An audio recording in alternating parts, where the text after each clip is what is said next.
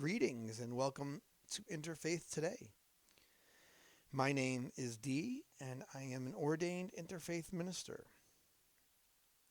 On Interfaith Today, we discuss what various religions share in their tales, traditions, and texts about different stuff we think, different stuff we feel, or actively experience. We also discuss different social topics. Feel free to send me a suggestion. What these faiths, the great faiths we know, the minor faiths we may not know, the self-help social commentary we have today, all that has one thread, and that one thread is love. Love yourself more, love others more. Why? Because it's what we all want. Today's title is Get Over Your Bad Self. Whether we exude confidence or lack of confidence, we feel some brittleness at times. It's everyone. I don't go a day without thinking I'm unworthy. I'm unworthy. I feel that every day. I feel like, ugh, what a loser. Stuff happens. My past creeps into my present, and it happens. Even if it's a brief moment, it happens. And those brief moments, they're far less common and less soul-consuming than when I was less happy. Are we hard on ourselves, or are we gentle and nurturing? Are we perfectionists? We'll never reach that. That is some false narrative. Any work we do towards being perfect is breathing truth into something that's false. Truth, we think. What is the truth? It's false, and it's just more darkness. As we think of ourselves, we are. Whatever we think of ourselves, we are. If we give attention to that bad wolf, feed that bad wolf, give attention to that bad side, there will be a pattern. If it's random, all right, we all do it. If it's less random, more common, it can be an ugly life theme. It can be dark. Our core beliefs can change about ourselves, about others, about love, about society. It's how we feel about ourselves when we're alone in that darkness.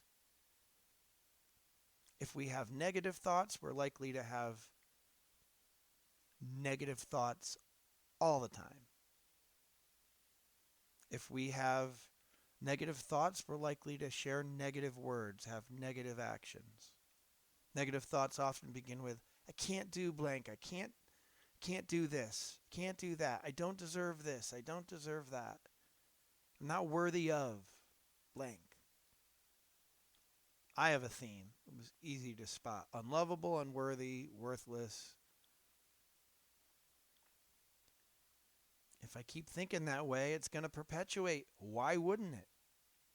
It's no surprise. It's likely a byproduct of how we were all raised.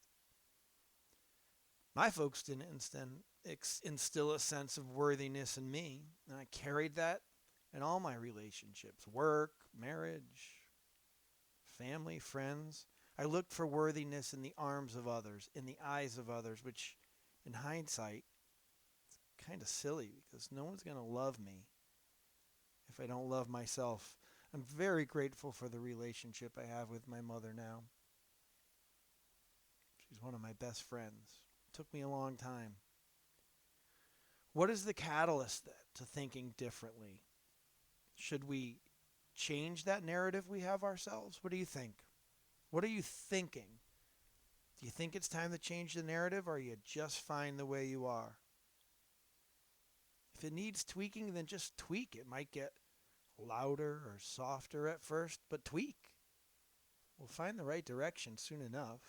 Knowing a change is needed, but still sitting in negative thought, that's like, I live in Maine. That's like freezing in a cabin with a wood stove in it.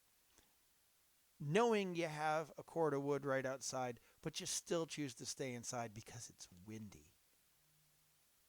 That's like doing nothing when we know we need to. The false narratives aren't true. We're as worthy as anyone. I know that. I hope you know it.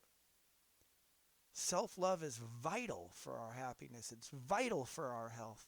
It's vital for our balance. It's vital for us to love ourselves so we can recognize love in and not just attention from others. When we believe we are worthy, our lives will reflect worthiness. The Buddha said, you, yourself, as much as anybody in the entire universe, deserve your love and affection. When we have that little bit of love, that little mustard seed of faith in ourselves, it will grow. Then it'll grow and grow. Eventually, we'll love ourselves unconditionally. I'm hoping. I'm still trying. Our boundaries change. Our core values change to the positive. The way we treat others changes. And then eventually they change. Get the inside right and the outside will fall into place. I think that was Eckhart Tolle. If I'm wrong, I know someone's going to tell me. I'm pretty sure it was Tolle. But why first? Why inside? Getting it correct? Because, folks, as long as we try, as hard as we search, as far as we can roam this planet in search of love, we're not going to find it. It's not like it's some four-leaf clover. Oh, look what I found. Or a diamond in a coal mine, or a pearl in an oyster. Love is cultivated inside. Joy is cultivated inside. These are feelings, emotions, birthrights that we get to choose.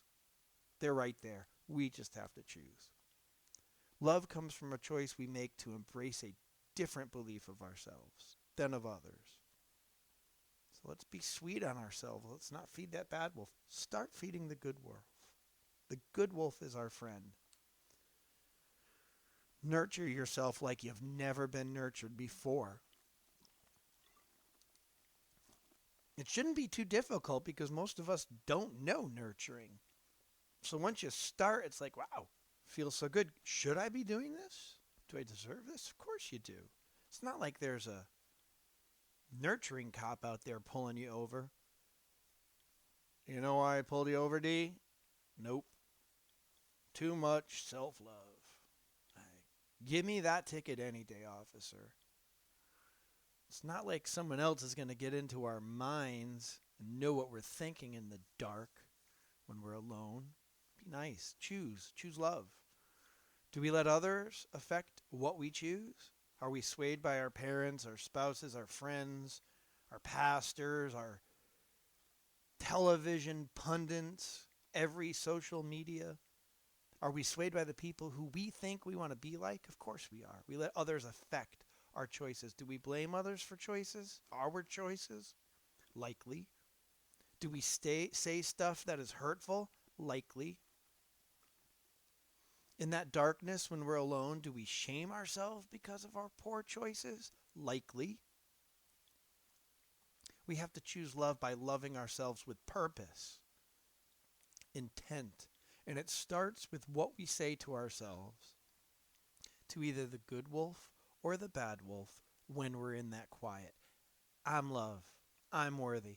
I want to find my truth. Not the truth some others have of me. I'm sick of trying to change for every person. It's my turn. That's what I think. Don't believe false doctrines. Don't follow the way of the world. It's a Buddha type of day. Another Buddha quote. What is loving that we see in the world? If what we choose to invest our time in is not filling our love meter, what are we going to do? The same stuff? Sometime or another we get it. We love. Many of us know it from the nurturing we received as a youngin'. We get it. Many of us just get it right before we pass. The rest of us get it somewhere in between birth and death, but always exactly when we choose to embrace rather than implode. Is the world providing you with a great example for your path? That path that we should follow is love. It's the best thing we can do. We stop making decisions based on the influence of others to please others. We stop making decisions and choices based on fear. We choose our thoughts better and choose our words. For better than 1,000 hollow words is one word that brings peace. It's probably another Buddha. Don't compare yourself, don't compare your life to others. There's no comparison between the sun and the moon. They shine when it's their time. That is Buddha. It's absolutely senseless and illogical to compare ourselves to others. We're either going to say we're less than, which is a lack of confidence, lack of self-love, or better than if we're comparing. And if we're better than, that comes from ego, pride, narcissistic tendencies, but underlying it's another lack of love. How many others do we have to meet that we have to change to please or be better than? One last piece of harmonious advice from the Buddha. One cannot travel on the path until they become the path itself. You want to walk on the path of love? Be love. That's the law of attraction. We're love, others will love. They'll be drawn to us. Law of attraction, it's Hindus embrace it. When there is love in our heart, only love will come out. That's science. Works that way with spirit. So we get over our bad self, embrace our good self. A little more each day, each week, a little bit.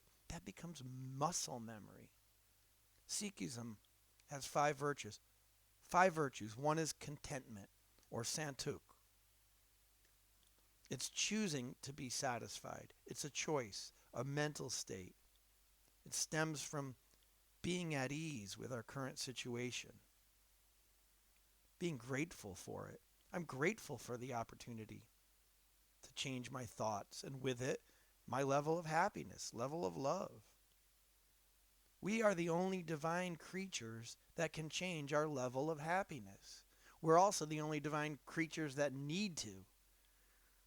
We're the only ones that sit there and think we're not worthy. We have a 3-legged cat who doesn't beat himself up. Wiggy doesn't condemn himself. He doesn't ever worry about what other cats are going to think of him. No one comes up to him and says, "What's up, Wiggy? Can't scratch your ear, can you? Happy to help you." Nah. We're the only ones that need to change that because we're the only ones that feel it. We get to change, and it's a good thing because most of us were not born into active love and nurturing. So the choice to change is there for us and only us. I appreciate you listening to today's podcast, and I will keep putting out a new one at least once a week. I hope you continue to listen. Feel free to send me some topic suggestions. And again, I thank you. My name's Dee. May we better accept our bad self as something in the past. May we better accept that our bad self is not today's self, because today's self is lovable. Take care.